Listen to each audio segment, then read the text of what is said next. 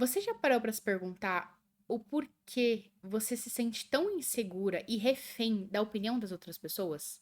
Ao ponto de você fazer algo com medo do que vão falar ou do que vão pensar, ou até mesmo deixa de fazer algo com medo de receber críticas, haters, de ser exposta ou de falhar, quer tudo muito perfeito ou quer sempre a aprovação, o feedback, o reconhecimento dos seus pais, de relacionamentos, dos seus filhos ou dos seus pacientes. Você já parou para pensar que isso tem uma causa comum e é mais simples do que você imagina?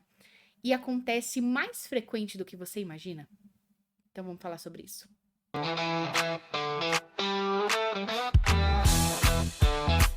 Nesse final de semana, eu fui num evento de marketing que eu costumo sempre participar de eventos, cursos, não só dentro da área da terapia ocupacional. E nesse final de semana não foi diferente. Eu fui fazer uma dinâmica com as mulheres ali que a dúvida delas era a produção de conteúdo. E todas tinham a mesma dor.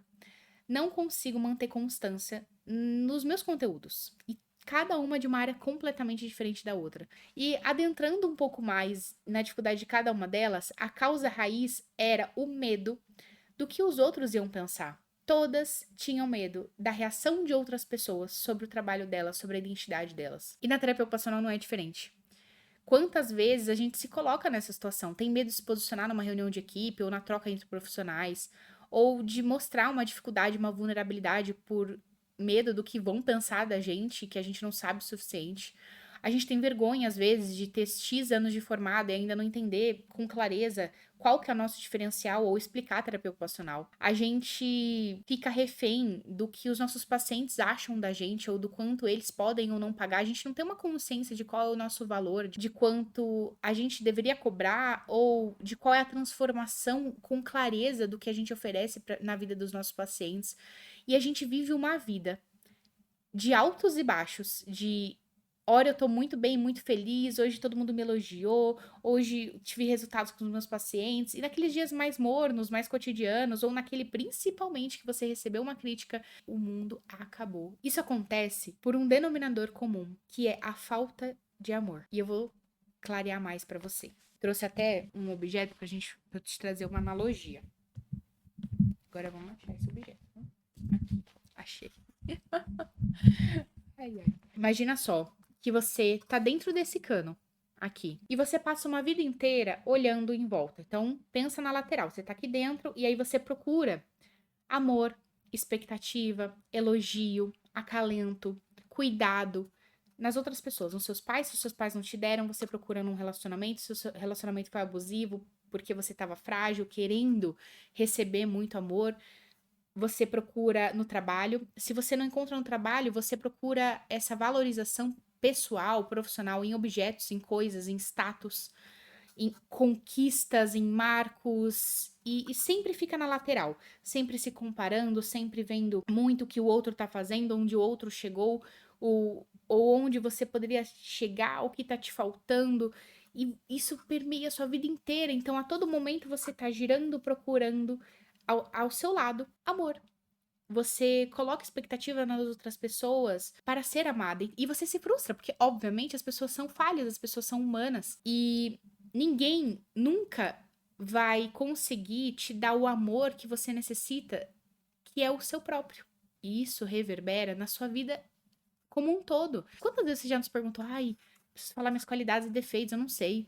Ou eu não sei o que eu sou boa. Ou você só sabe quem você é ou a transformação que você gera a partir do que as pessoas dizem sobre o seu trabalho, senão você não tem a própria clareza.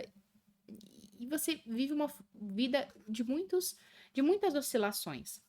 Isso acontece porque você busca a expectativa, o resultado, a aprovação, e tem medo e foge constantemente de críticas e reprovações na sua vida inteira, porque você busca nas pessoas, objetos ou status, em vez de buscar de uma fonte infinita de amor, que é Deus. Quando a gente se preenche, que pensa só, eu já trouxe isso nos episódios anteriores. O fabricante sabe exatamente todas as qualidades, defeitos, funcionalidades e propósito daquele objeto que ele construiu.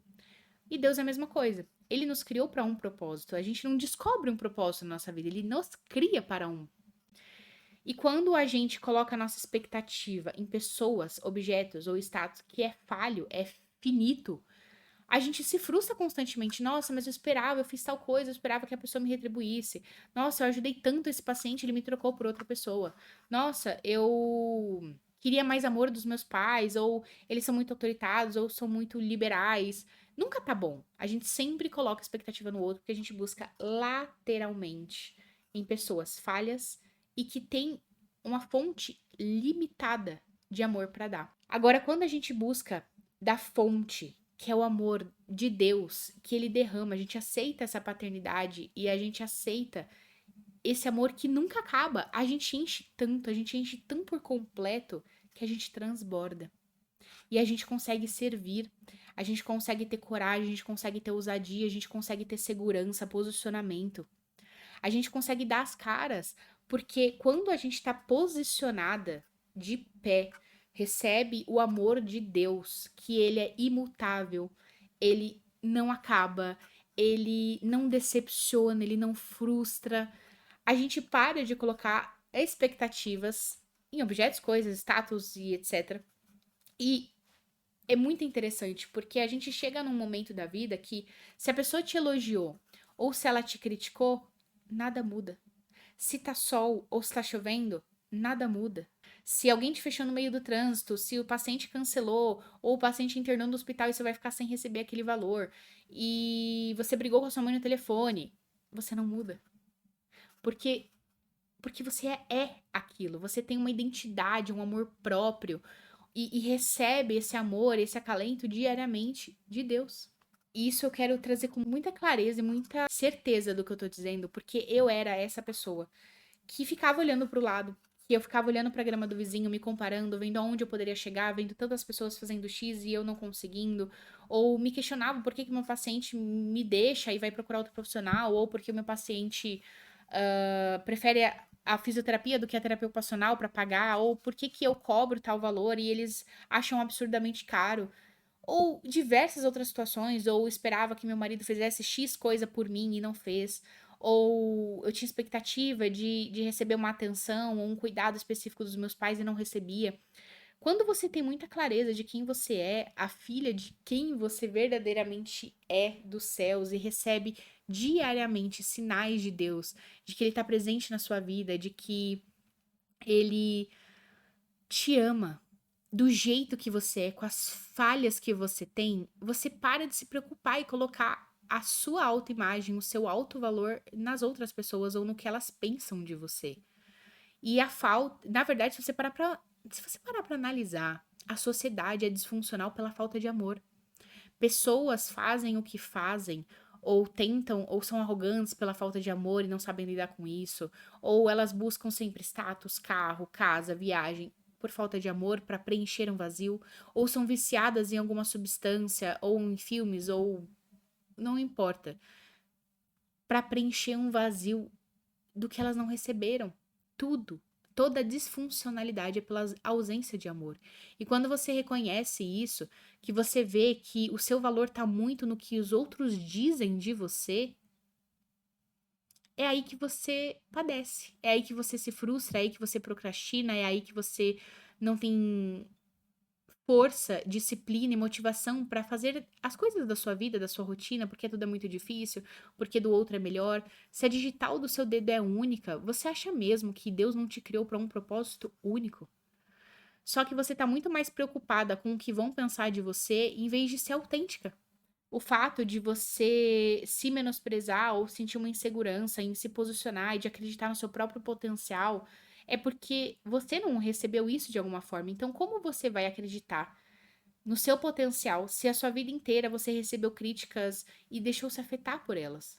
Porque os seus pais que te trouxeram ao mundo, que deviam te amar incondicionalmente, talvez te trouxeram traumas e momentos assim que te frustraram ou que te deixaram inseguras por medo da rejeição que você sofreu com os seus familiares ou com qualquer outra pessoa ao decorrer da sua vida. E o que eu te convido aqui é de parar, de colocar a sua expectativa nas pessoas, em buscar a aprovação no outro, fora. O maior poder que a gente tem é do autoconhecimento, é do amor próprio. E a gente só tem amor próprio se alguém nos ama. E a única pessoa capaz de nos amar infinitamente é Deus.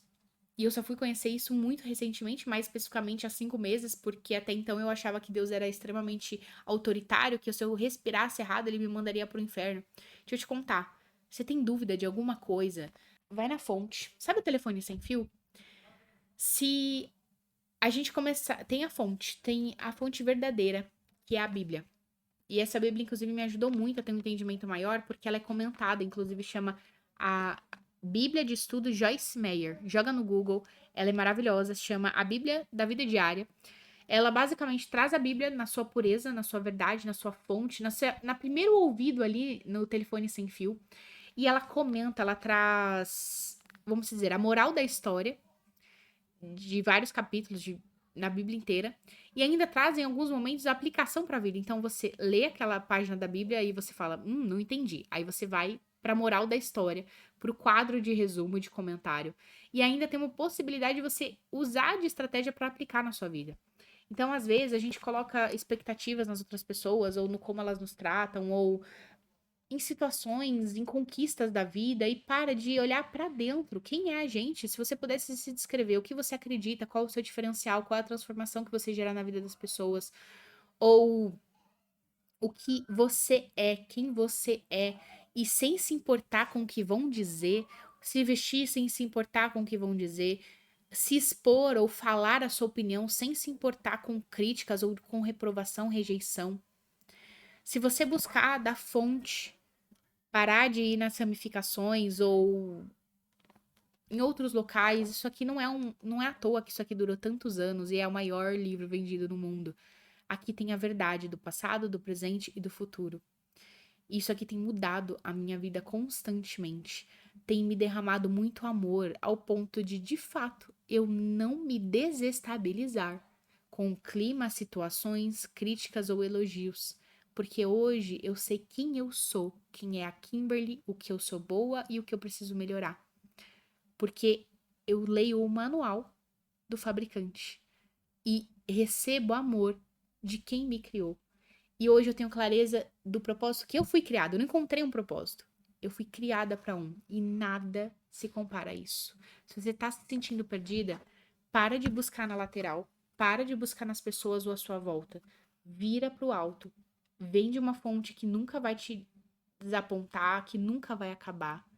Se preencha. Se solidifique. Busque autoconhecimento. Busque o amor próprio. Que com certeza os seus atendimentos, a sua família, a sua vida vai ser transformada da água para o vinho. Até o próximo Theo Fora da Caixa podcast.